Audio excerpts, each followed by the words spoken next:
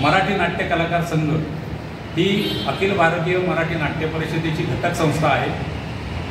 अखिल भारतीय मराठी नाट्य परिषद ही आम्हा सर्व कलाकारांची मातृसंस्था आहे आणि या अखिल भारतीय मराठी नाट्य परिषदेच्या अनेक घटक संस्था असतात। तसं बॅकस्टेजला काम करणाऱ्यांसाठी एक रंगमंच कामगार संघटना असते, निर्मात्यांसाठी काम करणारी निर्माता संघ असते, तसेच जे व्यावसायिक रंगभूमीवर जे कलाकार आहेत, अभिनेते आहेत, अभिनेत्री आहेत, त्यांच्यासाठी कार्य करणारी ही मराठी नाट्य कलाकार संस्था ही घटक संस्था आहे।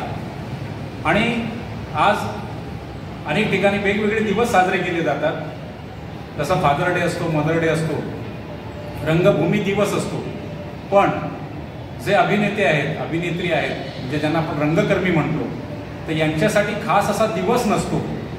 म्हणून मराठी नाट्य कलाकार संघाचे पूर्वशर्वीचे अध्यक्ष माननीय श्री प्रदीप कबरे यांनी एक संकल्पना मांडली की असे विविध दिवस जसे साजरे केले जातात तसं रंगकर्मींचा, अभिनेत्यांचा देखील एक दिवस असायला हवा आणि तो आपण साजरा केला पाहिजे।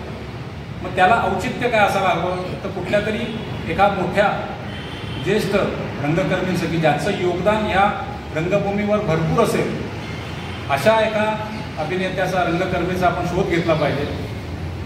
आणि संपूर्ण जेव्हा अभ्यास केला गेला तेव्हा भालचंद्र पेंढारकर यांचं नाव समोर आलं आणि भालचंद्र पेंढारकर हे नाव रंगभूमीवरील सर्वांनाच परिचित असं नाव आहे आणि त्यांचा जन्मदिवस असतो 25 नोव्हेंबर। म्हणून 25 नोव्हेंबर 2014 साली भालचंद्र पेंढारकर, म्हणजे आपण त्यांना सगळे अण्णा म्हणतो, त्या अण्णांच्या उपस्थितीत 2014 साली हा जागतिक रंगकर्मी दिवस म्हणून प्रथमतः साजरा करण्यात आला आणि त्या दिवशी भालचंद्र पेंढारकर यांचा सन्मान करण्यात आला। आणि या दिवशी ज्यांचा आपण सन्मान करतो त्यांचा एक संदेश नवीन पिढीसाठी, रंगभूमीसाठी आपण प्रसारित करत असतो। तसा अण्णांनी दिलेला जो संदेश होता तो त्यावेळी प्रसारित करण्यात आला आणि तेव्हापासून दरवर्षी हा जागतिक रंगकर्मी दिवस आपण साजरा करत आलेलो आहोत। आणि आत्तापर्यंत मधुकर कोरडमल, किशोर प्रधान, शोभा प्रधान, गंगाराम गवाणकर, विक्रम गोखले, दिलीप प्रभावळकर, अशोक सराफ, उषा नाडकर्णी आणि मागच्या वर्षी आपण रोहिणी हट्टंगडी यांना सन्मानित केलेला आहे। आणि यंदा जेव्हा कलाकार संघाची सभा झाली की 25 नोव्हेंबरला हा पुरस्कार, म्हणजे त्याला रंगकर्मी जीवनगौरव पुरस्कार आपण म्हणतोय या वर्षापासून, तर हा पुरस्कार कोणाला द्यावा म्हणून यावर्षी ज्येष्ठ आणि श्रेष्ठ अभिनेते मोहन जोशी यांना हा पुरस्कार यंदा देण्यात येणार आहे। सर्वप्रथम मोहन जोशी यांचं कलाकार संघाच्या वतीने आम्ही अभिनंदन करतो आणि त्यांना खूप खूप शुभेच्छा देतो। या दिवशी भालचंद्र पेंढारकरांच्या नावाने सुरू झालेला हा दिवस असल्या कारणाने हा कार्यक्रम सुरू होताना प्रथम नांदी सादर होते आणि त्यानंतर त्यांचे चिरंजीव ज्ञानेश पेंढारकर यांचा सांगीतिक कार्यक्रम केला जातो। तो तास दीड तास चालतो आणि मग त्याच्यानंतर ज्यांना सन्मान करणार आहोत आपण त्यांची मुलाखत घेतली जाते आणि नंतर मग त्यांच्या जीवनावरचे एखाद दुसरे नाट्यप्रवेश सादर केले जातात। असा या कार्यक्रमाचं स्वरूप आहे। दरवर्षी 25 नोव्हेंबर याच दिवशी होतो आणि साहजिकच आमची मातृसंस्था असलेली अखिल भारतीय मराठी नाट्य परिषद यांचं हे आमचं स्वतःचं हे नाट्यगृह आहे, ते म्हणजे यशवंत नाट्य मंदिर। या ठिकाणी सायंकाळी 6 वाजता हा कार्यक्रम सादर होणार आहे आणि हा कार्यक्रम सर्व रसिक प्रेक्षकांसाठी विनामूल्य असणार आहे। फक्त पुढील काही जागा या निमंत्रितांसाठी आणि पाहुण्यांसाठी राखीव असतील।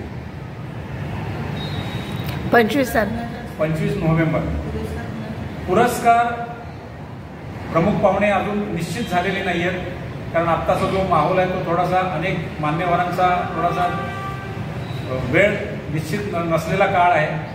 तर अध्यक्ष संघाचे सुशांत शेलार हे त्या प्रयत्नात आहेत, तेही नाव तुम्हाला मी लवकरात लवकर जाहीर करू। औचित्य साधून प्रदीप कबरे यांनी जे गरजवंत ज्येष्ठ रंगकर्मी आहेत की ज्यांचे आता काही करू शकत नाही, पण त्यांना काही गरज आहे, अशा लोकांना पेन्शन योजना चालू केली होती. जी जवळजवळ 15 ते 20 लोकांना प्रतिवर्षी आम्ही ती पेन्शन योजना देत होतो. त्याच्यासाठी काही प्रायोजक पण काही कलाकार होते. त्या कलाकारांनी प्रायोजक किती पेन्शन योजना आहे, किती देतात? दरवर्षी आपण 25,000 रुपये एका जे गरजू कलावंत असतो की ज्यांनी आपली हयात नाट्यक्षेत्रात घालवलेली आहे, नाटक म्हणून जे लोक जगलेले असतात आणि ज्यांचा आता वृद्धापकाळ असतो आणि त्यांना काही कामं करता येत नाही, अशा गरजू कलावंतांना आपण वर्षाला 25,000 रुपये आर्थिक सहाय्य करतो. सुरुवातीला आम्ही 1,800 रुपये त्यांना प्रतिवर्षी देत होतो. प्रत्येक महिन्याला त्याप्रमाणे 18,000 रुपये आम्ही त्यांना दिले.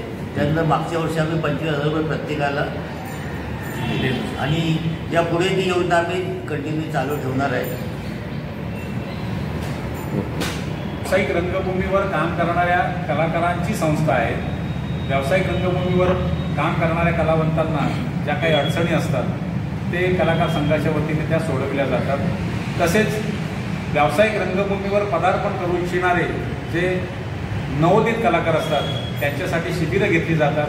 मान्यवर कलाकारांच्या वतीने त्यांना आपण मार्गदर्शन करत असतो.